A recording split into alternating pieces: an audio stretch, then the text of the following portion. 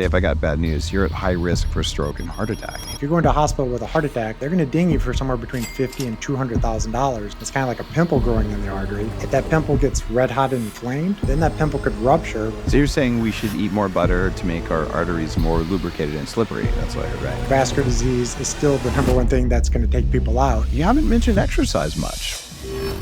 You're listening to The Human Upgrade with Dave Asprey. In today's episode, we're going to talk about cardiovascular stuff. And if you read my book, Superhuman, about longevity, the first step to living longer than you're supposed to is not dying. And there are the 4 killers I talk about. And one of the biggest ones that takes out most people before their time is cardiovascular disease, heart attacks.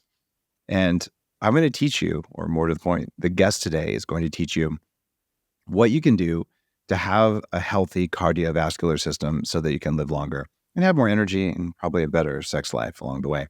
This is particularly interesting to me because if you look at my genetics, the highest risk of the 4 killers for me is cardiovascular. So I pay extra attention to how do I maintain my system so that it works really, really well.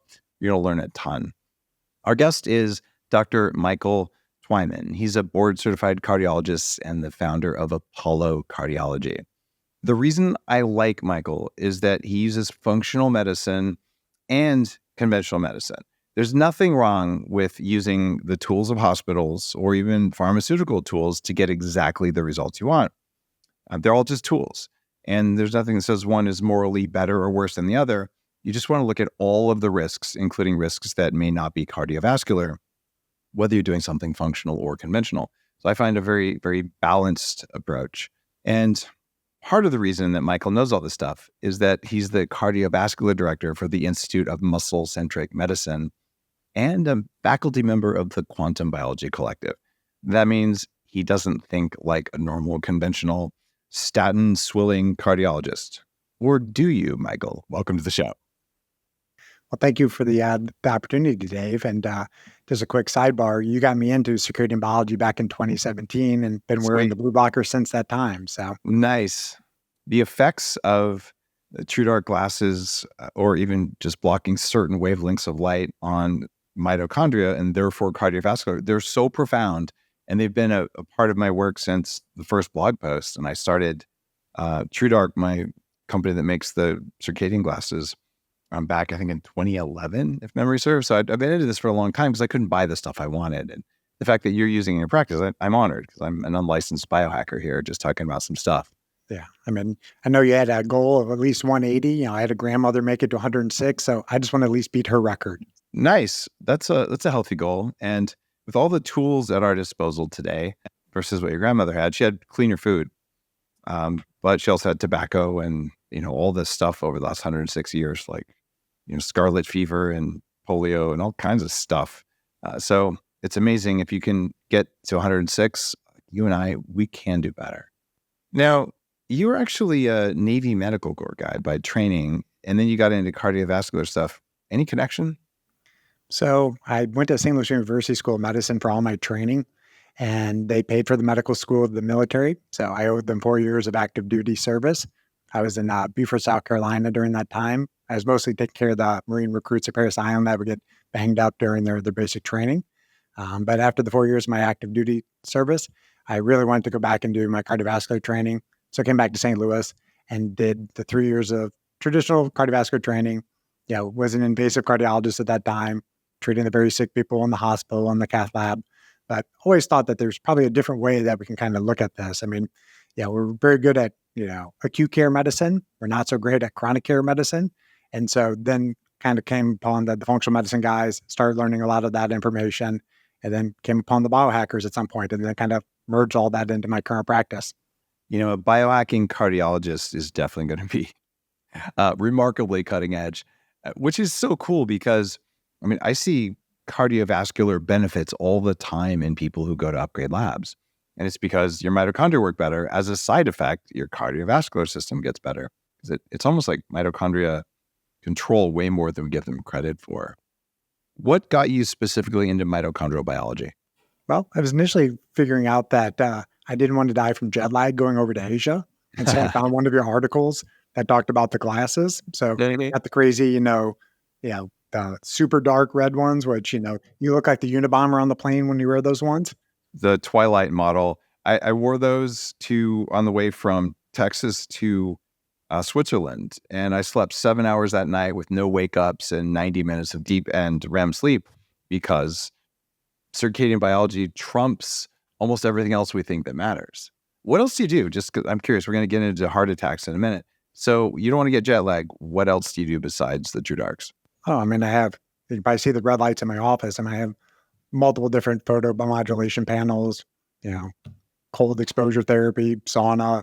There's a facility in St. Louis that has the AirX device. So did my AirX workout yesterday. So I'm pretty well versed in all the mitochondrial medicine biohacks. You're definitely a biohacker. All right. Let's get into this. The words heart attack are almost like perfect pitch marketing to scare people, and scared people don't always make rational decisions. What actually is a heart attack? In most cases, it's when a plaque ruptures.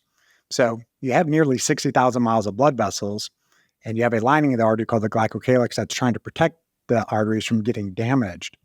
But if plaque starts to form in the arteries, it's kind of like a pimple growing in the artery.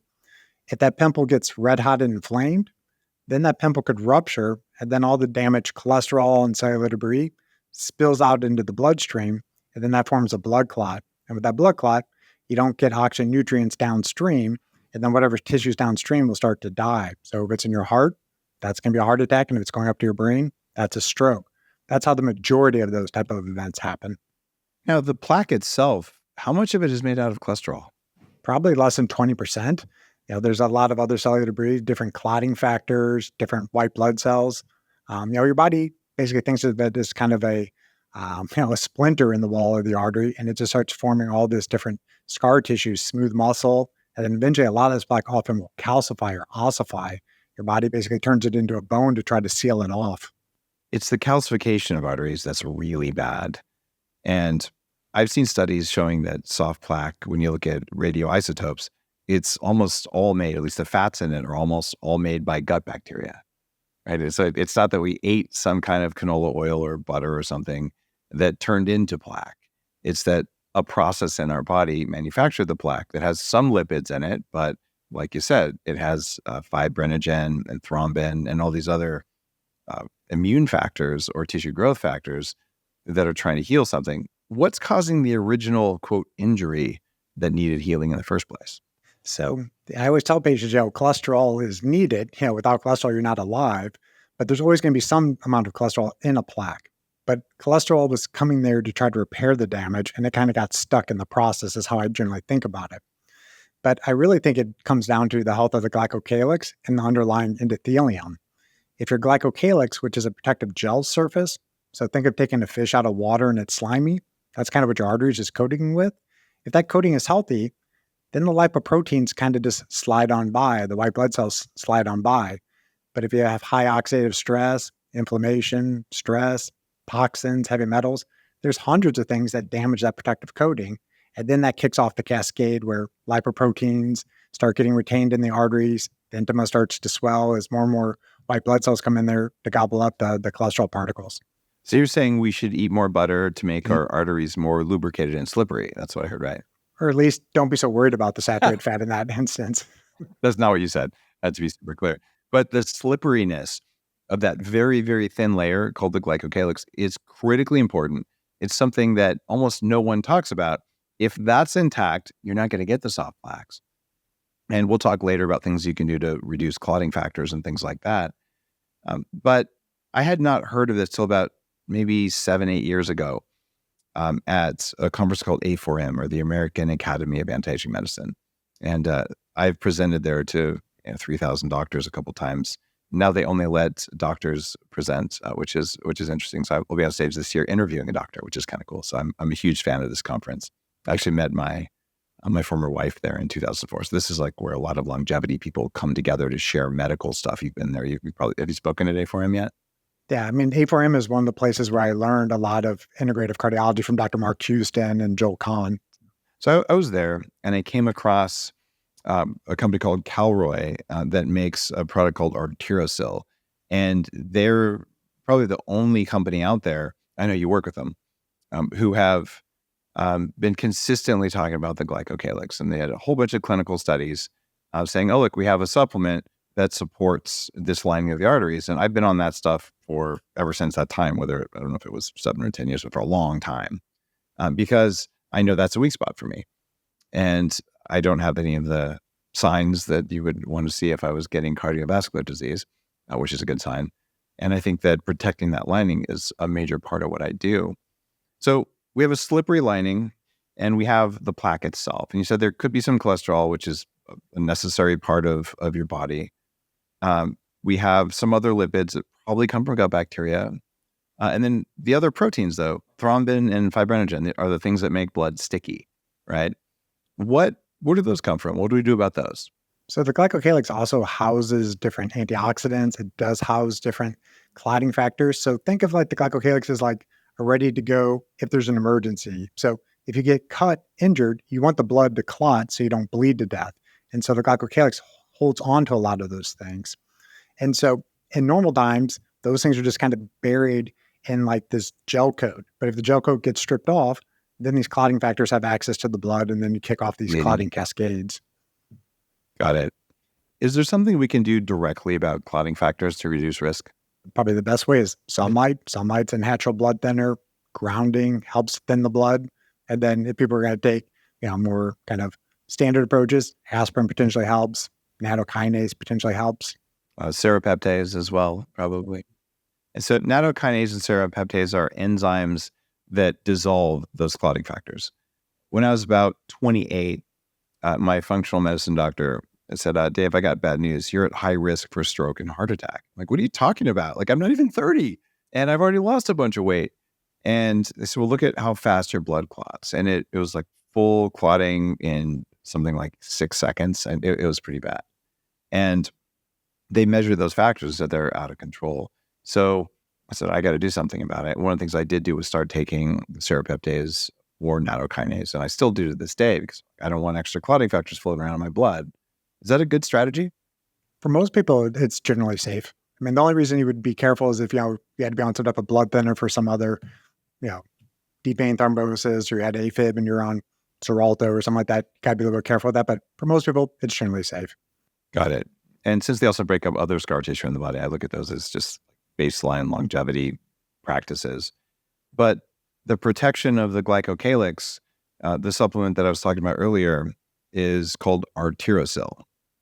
And that's a bunch of different plant compounds that have a whole bunch of research that they make that slippery lining so you lower your risk.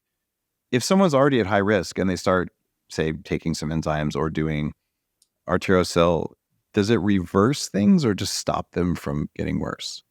It can actually do both. I mean, I often talk about, products like arterial as, building blocks to repair the damage. And if you repair the damage, the body's pretty wise. It will start repairing what's underneath in the intima and the under layers of the artery. So think of like arterial cells as something that can help put up a force field. So you try to hold back the damage. Arterial cell has some polyphenols in it to prevent some of the oxidative stress. But its big thing is that it has ramenan sulfate in it. And the glycosaminoglycans, the GAGs, they're all heavily sulfated. They hold on to a lot of water. So that's what gives that glycocalyx that kind of that gel coat consistency. But the ramenan sulfate acts as like a building block to kind of regenerate or grow that glycocalyx back. And so if that coating is healthy, they have done studies where they're using a device called the MRI plaque view, and they're looking at plaque in the carotid arteries. In the lipid-rich course, the softer plaques, they were tending to regress in a few months being on this particular product. Well, that's impressive. So we've got a pretty solid way to say, even if you're somewhat progressing cardiovascular disease, there's something you can do. And if you don't want to get it, do you take a lower dose of these things? Do you take them every other day? Like, what's the strategy look like? That's a good point. From my standpoint, vascular disease is still the number one thing that's going to take people out. So it's never too early to start thinking about your risk.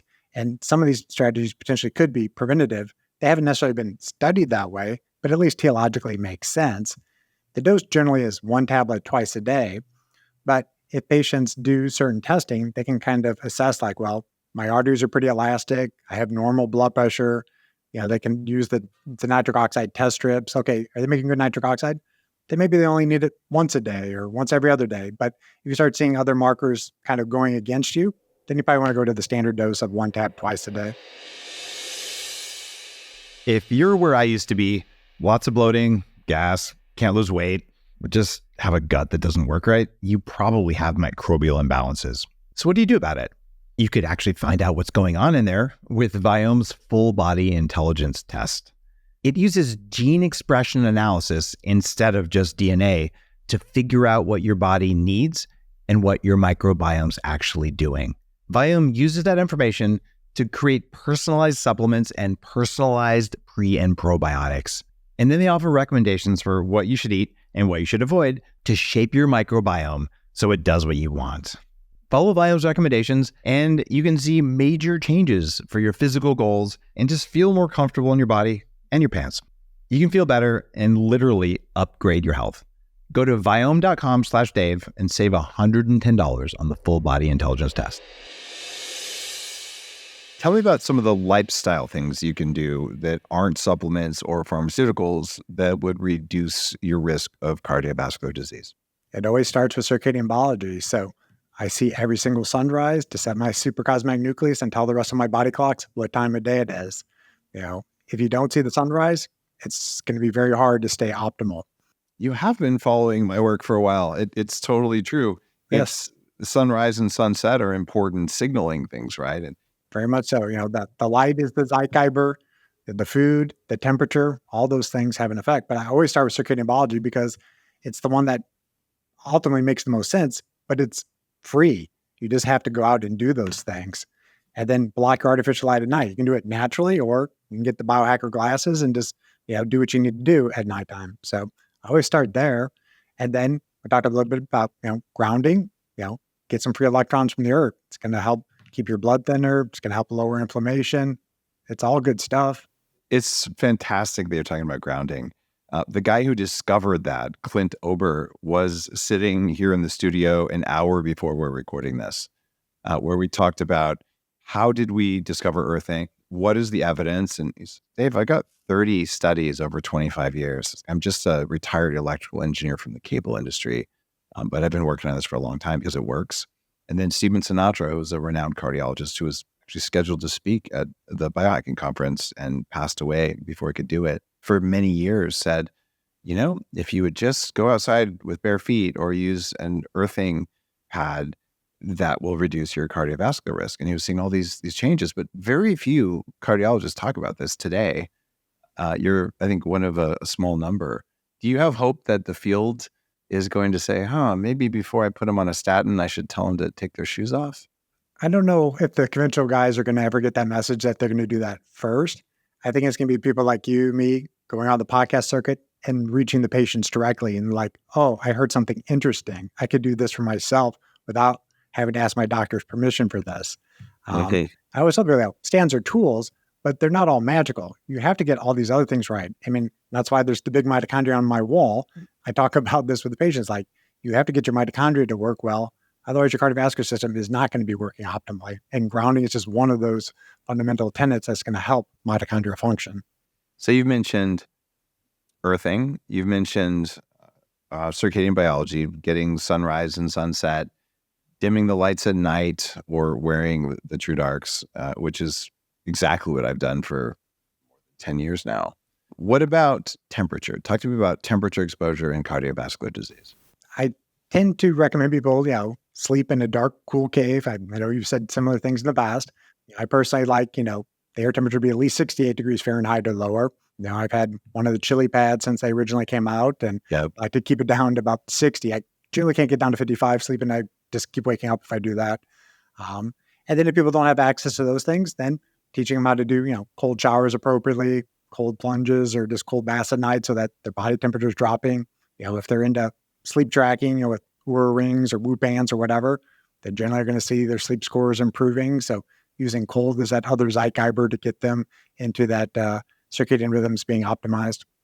After, at least 15 years of really working on, what are the things that are controlling the SCN, which is the central circadian timing circuit in the brain, it's clear to me that light is number one. I think food timing is number two, and temperature is number three, and then social contact would be number four. Does that, actually, maybe exercise is the same as number five. If you exercise before bed, it's going to screw you up. Does that seem like a good ordered list of what's going to control your body's perception of when it's dark and it should recover?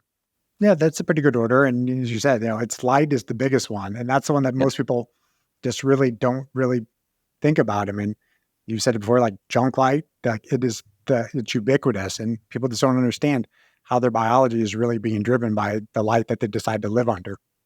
If you had to make a choice between constant exposure to junk light and eating a bunch of stuff fried in soybean oil every day, which one would you choose? Can I eat the soybean oil outside in the sun? Sure. Yeah. And then have the blue light the rest of the day? I'd probably go that route then. Wow. I would not want to do either one for my health, but if I had to wreck my circadian biology, it doesn't matter how well you eat if you're sleeping like crap. And this is kind of personal for me. I mentioned, genetically higher risk on the cardiovascular side, but I used to go to sleep reliably at 2:02 a.m. and I've tracked my sleep for 17 years. I used to wear a headband before we had, Victoria's Secret approved Oura rings, but it was a problem. And I knew it. I'd have to wake up, especially when I had a normal job. And it was just brutal, but I didn't want to go to sleep before that. And it was only after I got this really deep understanding of light. It's not just blue light. It's blue, amber, violet, and green. And it's the intensity of the light and the angle of the light. And I put all those in a lens, filed a patent on it even with TrueDark. When I started wearing those reliably at night and had all the dimmer switches and actually used them, I go to bed at 10:30 like a normal person. And I could not do that until I was in my 40s. And in fact, I probably would have been diagnosed with delayed sleep phase onset disorder. I met all the criteria for it when I looked into that. But you can just fix it with light. And then you add in this eat dinner earlier, which also helps you to know what time it is. That seems to help as well. When you're working with patients for their meals, talk to me about what you recommend they eat to reduce their cardiovascular risk and when. Great question. And in my intake questionnaire, I usually tell patients I'm only going to ask them 3 questions to start with. Then everything else is going to be based off of what their goals are, and then what the biomarkers on one of the advanced cardiovascular panel shows. So I always want to know primarily what time of day you're eating, because food is energy and information. And I tell patients, if you want to do fasting, fine, but I prefer you fast in the evening time and have a longer period before bedtime when no food's going in. Your optimal feeding window, from my standpoint, is sun up to sundown. If you want a shorter window than that, that's fine. Second, I want to make sure the person's getting enough fish in their diet optimally. They need DHA for the retina, which is approximately 60% DHA, and the brain is approximately 30% DHA. So getting high quality seafood into them, or lamb or macadamia nuts if they're not going to eat enough seafood. And the third big question with my friend Dr. Lyon, was getting enough protein in to maintain the muscle mass that they want to hold onto their frame. And most people undereat their protein requirements. They need at least 90 grams of protein a day just to maintain their muscle mass. So those are the 3 questions I start with. And then everything else is going to be based on, do they want to be gaining mass, losing mass, maintaining? And then most patients who come to see me, they generally have some type of lipid abnormality. And then I do a conventional lipid panel, but then I do all the advanced cardiovascular testing as well. And I'm looking at how well they absorb their different fats that they're eating, look at how insulin resistant they are, if they are. And then we start fine tubing the other macros. But I always start with it's the light that's driving those macronutrients, how it's being metabolized. So you got to have that circadian piece dialed in first. I love that. And you're totally right. My research, the peak of your calories should be at 2 p.m. And because 2 billion years ago, actually, it's somewhere between 1.5 and 3 billion. There's different camps about how long a mitochondria have been floating around. But around noon is when there's the most algae in the ocean and the most sunlight directly overhead, which is when our mitochondria be at their peak. And then you'd be consuming the most energy over the next 2 hours. And then it starts to get cooler. The light gets warmer as it starts to set, and then you have less algae to eat. So you go through this beautiful daily cycle. And with the Bulletproof Diet, which was the first big intermittent fasting book, it's much easier to skip breakfast. but also have an earlier dinner. And the reason that I teach skipping breakfast is that very few people can skip dinner because of the social aspect. So then what you do is you schedule dinner earlier, as early as you can. So I'm doing a business dinner. I'm like, guys, can we meet at 5:30? Like, I think we can all make it there. Maybe 6, but I don't want to do a 7:30 or 8 dinner. It's too late. In fact, I'll pre-eat and then I'll just have like some sort of food to push on my plate to look cool. And so I like it that you're saying skipping dinner is functionally best. And if I was at high risk of a heart attack right now, I'd be pretty militant about no dinner after 5 or 6.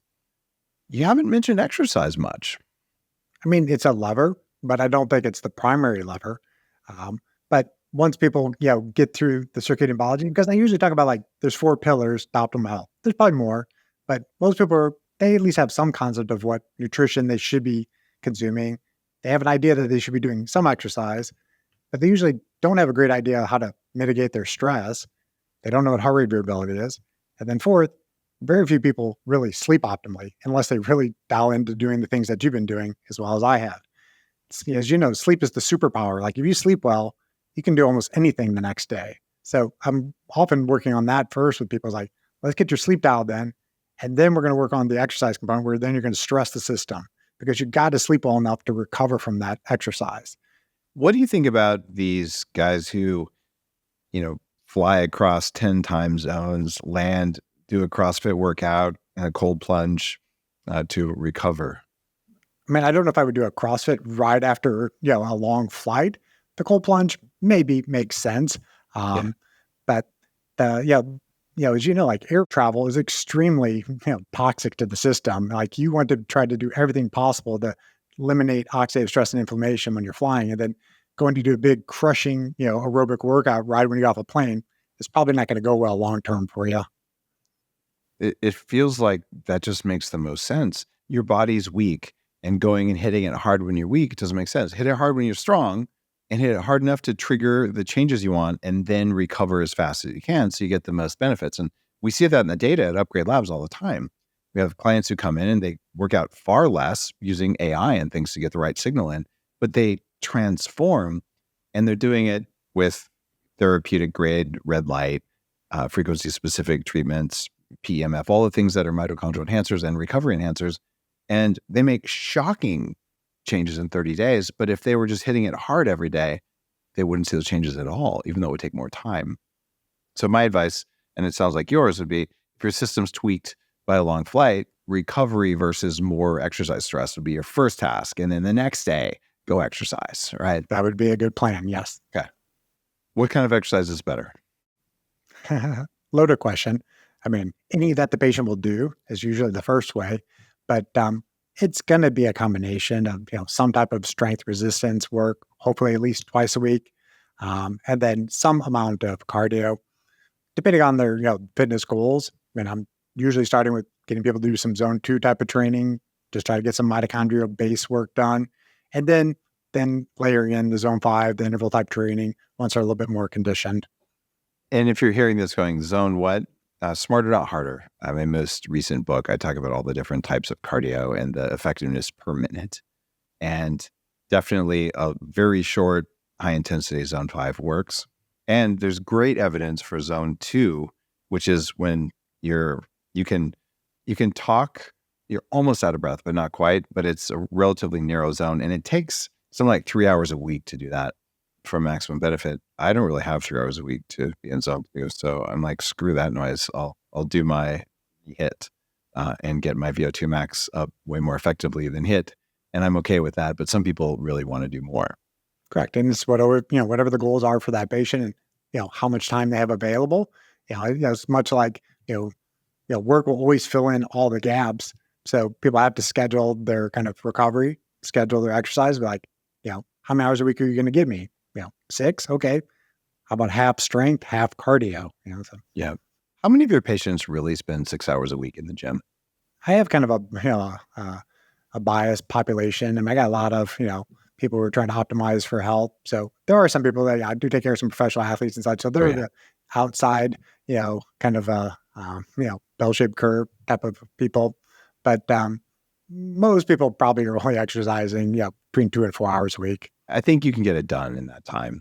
And I'm not sure that 8 hours a week is even appropriate unless you're recovering like a professional athlete. That's a lot of training. So I made that mistake when I was younger, when I was 300 pounds. I'm going to do 90 minutes a day, 6 days a week because more is better. And man, I never lost a pound after 18 months of that. We haven't talked about a couple hormones that I am a huge fan of in the biohacking world, thyroid and testosterone. What are their connections to cardiovascular disease? So I check thyroid hormones in every single patient. Now, not only because it affects your metabolism, but if your thyroid becomes dysfunctional and hypothyroid, underactive, it starts affecting your lipoproteins because underactive thyroid will have an effect on your LDL receptors. Yes. Think of your LDL receptors as like a docking station to grab the lipoproteins as they go by. A lipoprotein is basically the cargo ship that takes your cholesterol through the liquid bloodstream because the cholesterol is waxy, it's a fat. It's not going to float in your blood, much like oil and vinegar. So in my office, I always use a tennis ball for anybody who's watching that. And the lipoproteins, zip through, and then the LDL receptor, which is like the docking station, then grabs it and then pulls it into the liver and breaks it down. If you're hypothyroid, those receptors, you don't make as many of them. And I, of course, I'm checking not only TSH, I'm checking free T4, free T3, reverse T3, and both of the thyroid antibodies. Because you will be surprised if you look at enough people, how many people you pick up with Hashimoto's, autoimmune thyroiditis, that had no idea that they were headed down that way. And if you have one autoimmune condition, you often have more, but autoimmune conditions are always associated with more risk of vascular disease because they upregulate the immune system, and then the glycocalyx kind of gets damaged as the innocent bystander. So I check the thyroid in every patient. If you look at the association of underactive thyroid and cardiovascular risk, there's a really clear association there. And it kind of drives me crazy when a friend will call me and say, I went to the cardiologist and they want to put me on a statin. I'm like, well, did they check your thyroid? Did they ask why the system is this way? And when they don't, like, maybe you want to find a functional cardiologist who's going to help you out here, because if you regulate thyroid, which controls mitochondrial activity, and mitochondrial activity controls cardiovascular risk, and thyroid controls LDL receptors, maybe you just need a little bit of thyroid because your TSH is 4. It should not be 4. It should be like 1. And TSH is not the best indicator. It's just the easiest one, thyroid. What are the numbers you like to see for longevity in TSH and free T3? So I believe it was the Hunt trial that showed that people who had TSHs under 2 tended to do the best. So that's what I usually shoot for. And then depending on the lab company, I want to see the free T3 be in the mid-range or higher. And that's mid-range for a healthy 25-year-old, not mid-range for a 75-year-old? That is true. And that's also always the challenge, is that who is the reference range you're comparing yourself to? I always just want to say, if you get called for jury duty, well, it's supposed to be a jury of your peers. Like, are these really your peers? And it's the same on these lab testings. People are so chronically sick right now, they just move the ranges.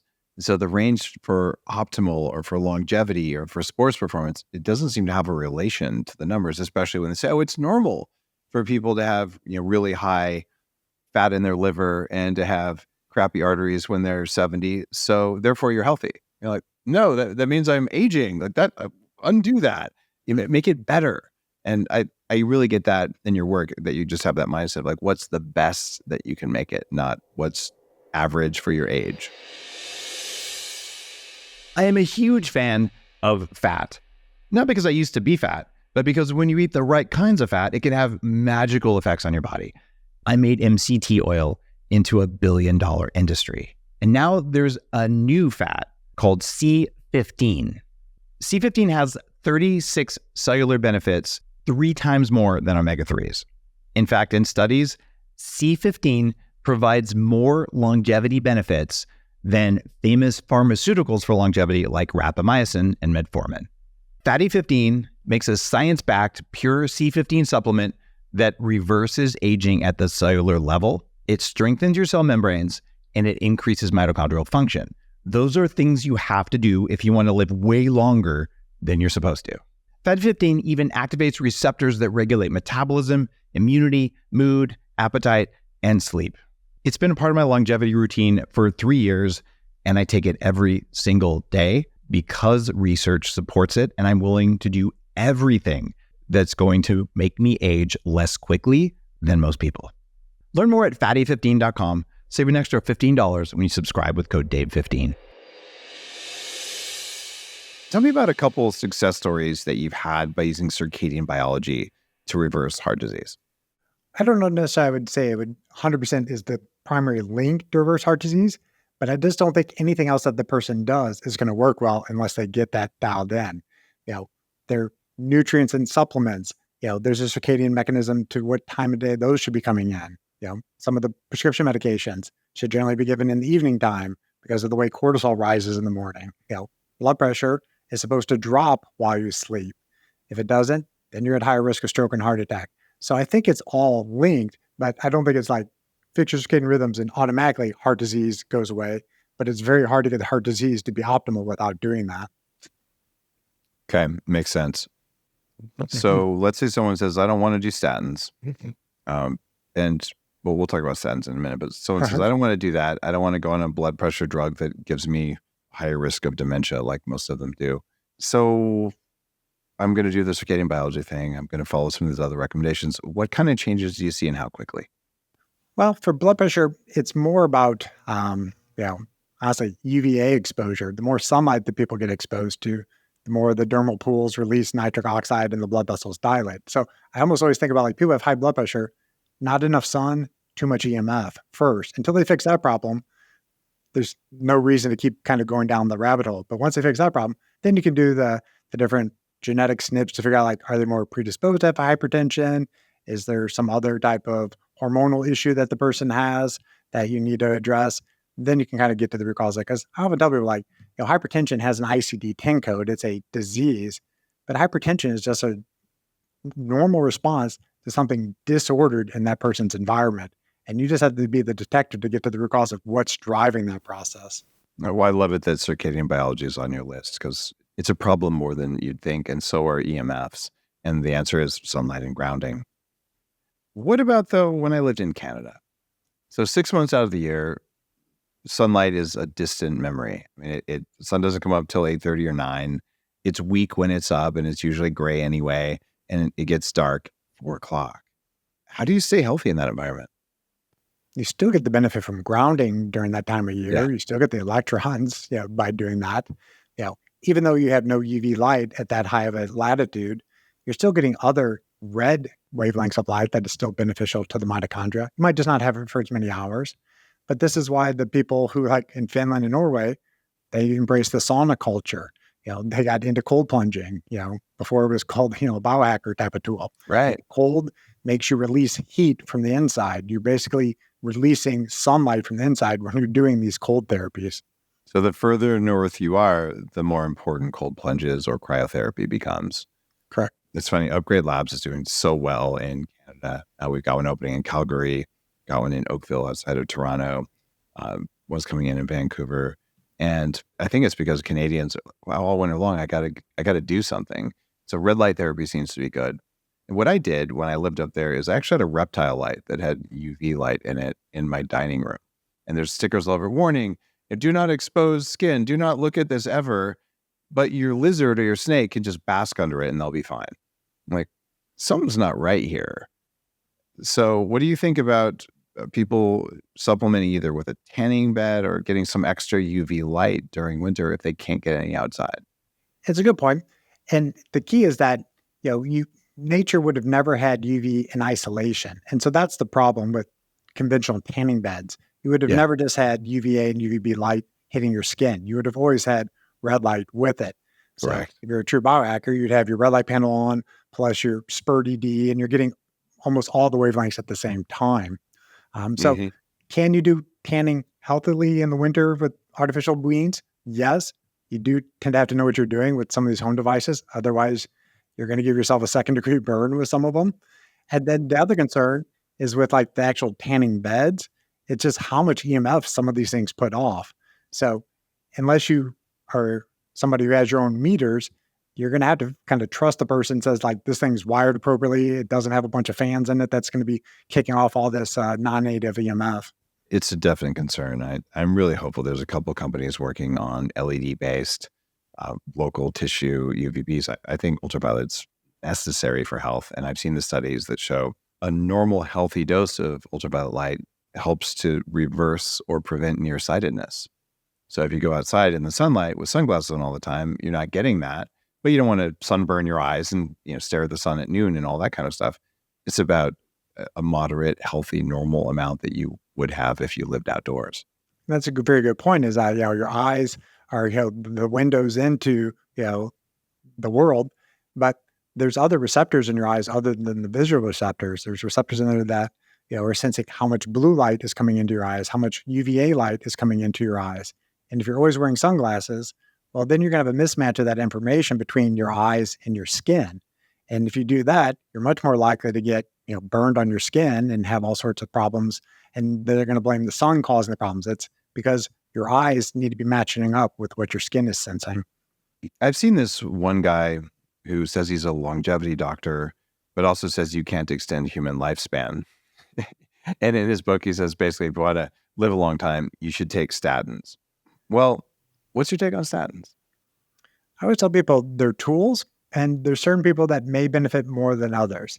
And those people are always going to be people who are the sickest, who've already had multiple cardiovascular events. They've had their chest opened up and had bypass surgery. They got multiple stents. Then in that case, statins are trying to reduce them from having recurrent events. Where the real gray zone comes in is for the people who are, quote, primary prevention. They have, quote, high cholesterol, but they've never had a cardiovascular event. The data is not always as clear in those populations, particularly in younger people and particularly in women. So often I would shy away from using statins in those individuals. Cholesterol, again, is not the problem. It's, there's usually something that's, quote, raising it. There's some oxidative stress or inflammation that you just haven't figured out yet. And when you figure that part out, the cholesterol should go back down to a normal homeostasis for that person. But I often do, multiple different genetic tests to figure out, okay, is there truly an issue with this person's LDL receptor?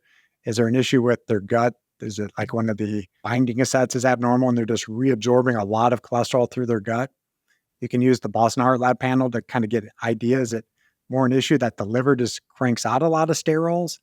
Or is it more the gut is reabsorbing a lot of the sterols?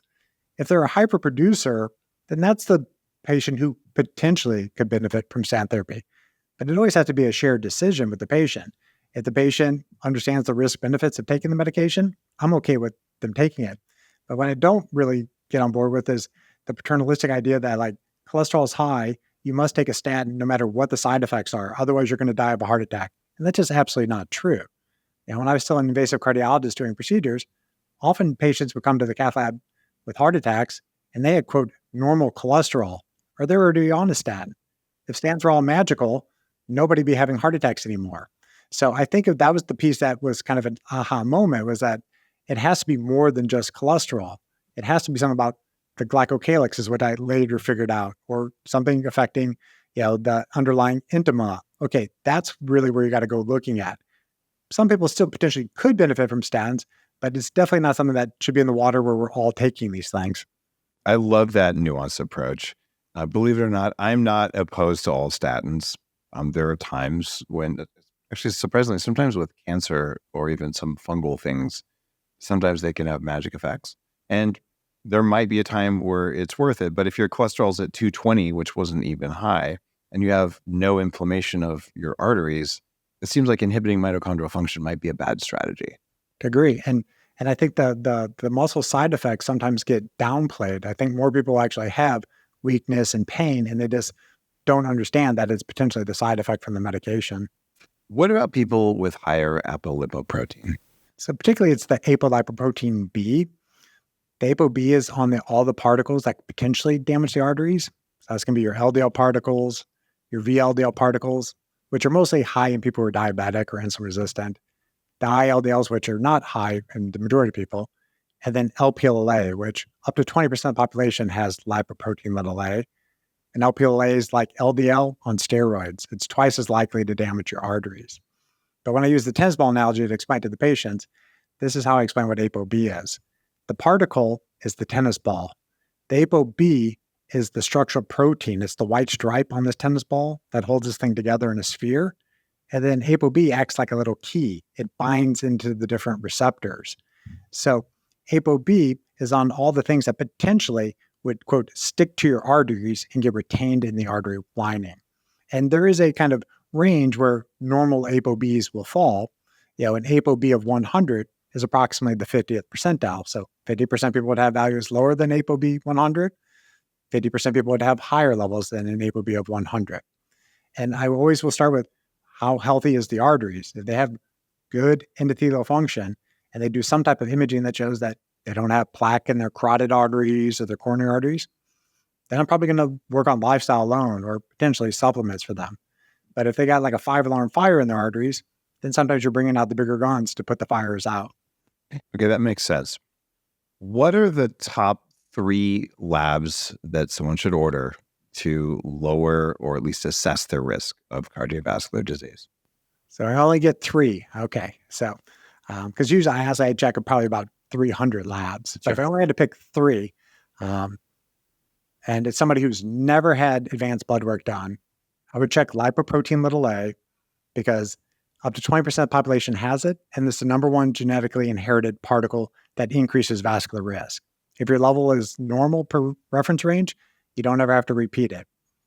The second lab I probably would check would be HSCRP. It's not perfect, but it's a rough estimate that, how active is your immune system? If your CRP is 5, 10, and you haven't had a recent infection, do you have an autoimmune condition? Do you have cancer? Like, why is your immune system so turned on?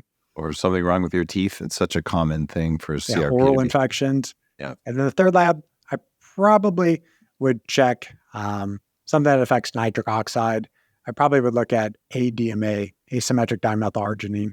Okay, because if that's low, then you need more nitric oxide. Yeah, if asymmetric dimethylarginine is high, it inhibits the enzyme that allows your body to make nitric oxide. So high ADMA drives nitric oxide low. Okay, got it. So you need to have a low for that number. I oftentimes recommend, just for general biohacking that includes cardiovascular, a homocysteine panel, because it's easy to fix. If your homocysteine is high, your heart attack risk is going to be higher. And that's a problem with DNA methylation. Take the right B vitamins, it usually is going to resolve, right? Yeah, and that's definitely included in my panel. And it also links to ADMA. If your homocysteine's high, it drives ADMA up. Okay, so those are connected.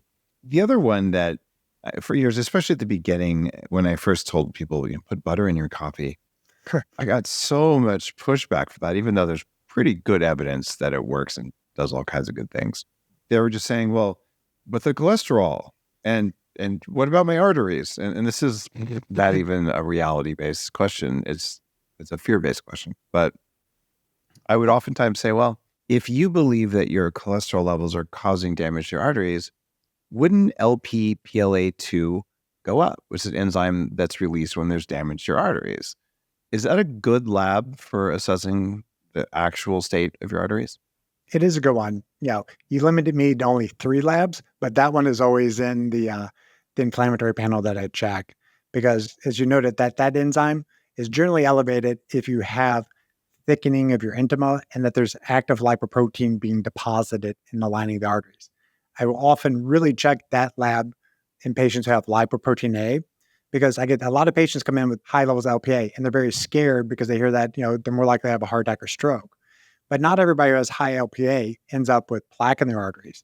But those that tend to will have high LP-PLA2 activity, they'll have high oxidized phospholipids, and they often will have high interleukin-6. If you have that trifecta of those 3 things high, then LPA is probably more of a problem for you. But I really do like the LP-PLA2 activity, particularly in patients who are statin naive.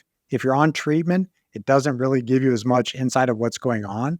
But if that's high, they got a fire in their arteries and you got to go find it.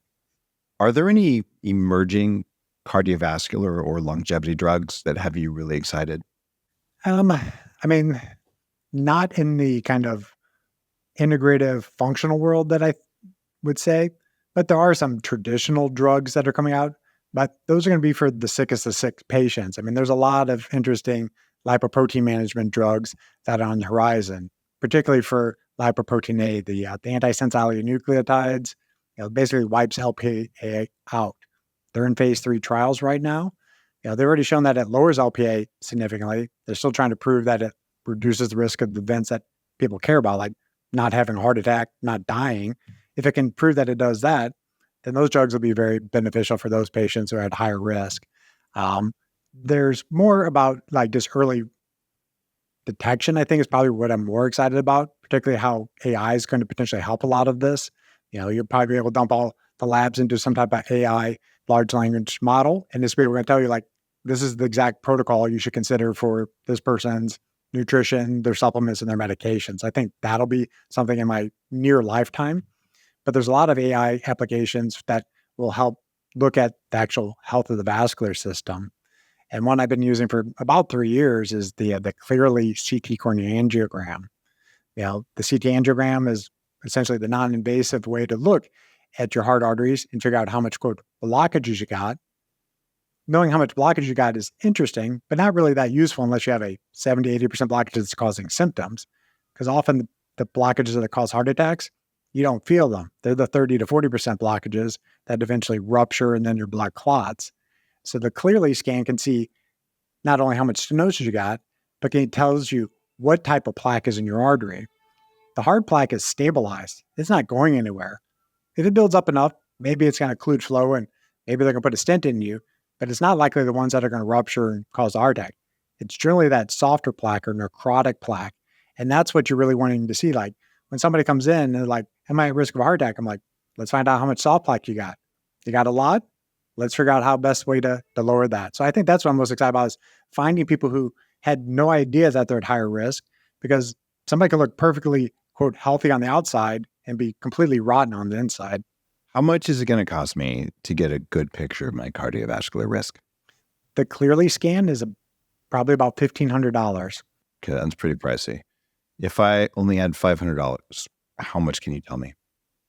For $500, I'd probably want you to get a home blood pressure cuff and monitor your blood pressure every day and show me that your blood pressure stays less than 120/80. And then with the remaining, $450, check a couple of those labs we talked about earlier. Okay, the things like homocysteine or C-reactive protein, or what was the other one you liked? Like ADMA. Yeah, ABMA? ADMA, asymmetric ADMA. dimethylarginine. Got it.